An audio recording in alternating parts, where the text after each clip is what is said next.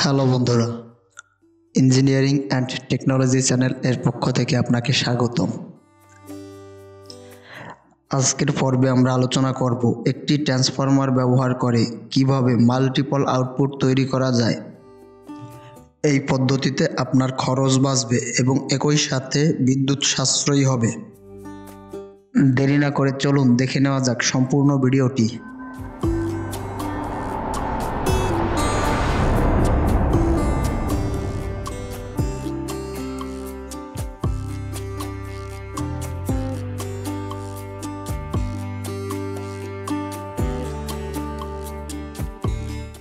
এখানে আমরা একটি ট্রান্সফরমার, একটি ডায়োড এবং একটি ভোল্ট মিটার ব্যবহার করেছি।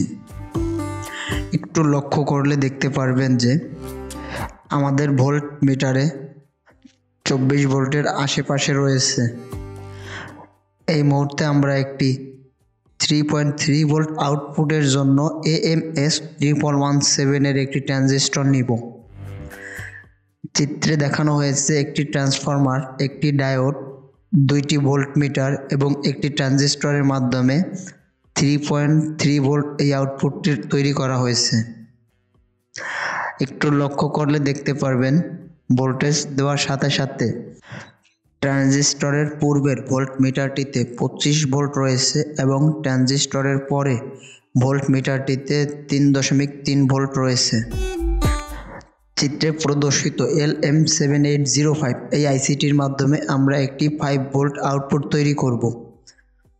এই চিত্রে SMS 3117 এর পরিবর্তে আমরা LM7805 এই আইসিটি ব্যবহার করব।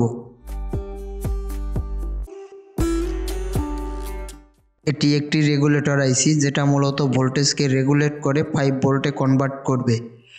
ইনপুটে আমার ভোল্টেজ যেমনই থাকুক না কেন এটা আউটপুটে একুরেট 5 ভোল্টেজ আউটপুট দিবে, তবে ইনপুটে আউটপুট থেকে অবশ্যই বেশি ভোল্টেজ প্রবাহ দিতে হবে।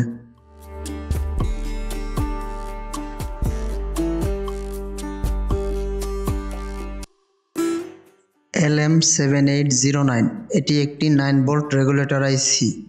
এই আইসিটি মূলত 9 ভোল্ট আউটপুট দিয়ে থাকে।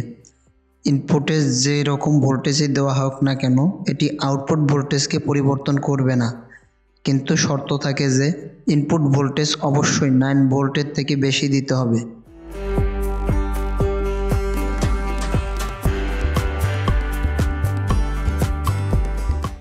এই সার্কিটটির মাধ্যমে একটু লক্ষ্য করলেই দেখতে পারবেন 9 volt regulator ICT accurate 9 volt output দিতেছে।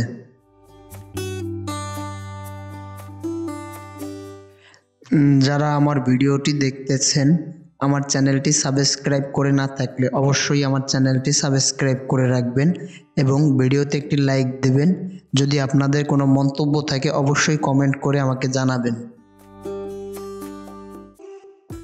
একটু লক্ষ্য করলে দেখতে পারবেন ইনপুট ভোল্ট মিটারে 25 ভোল্টের উপরে রয়েছে, কিন্তু আউটপুট ভোল্ট মিটারে 9 ভোল্ট রয়েছে। এই চিত্রটির মাধ্যমে সম্পূর্ণ সার্কিটটি ড্রয়িং করে দেখানো হলো। যারা এই সার্কিটটি তৈরি করতে চাচ্ছেন তারা অবশ্যই আমাকে কমেন্ট করে জানাবেন।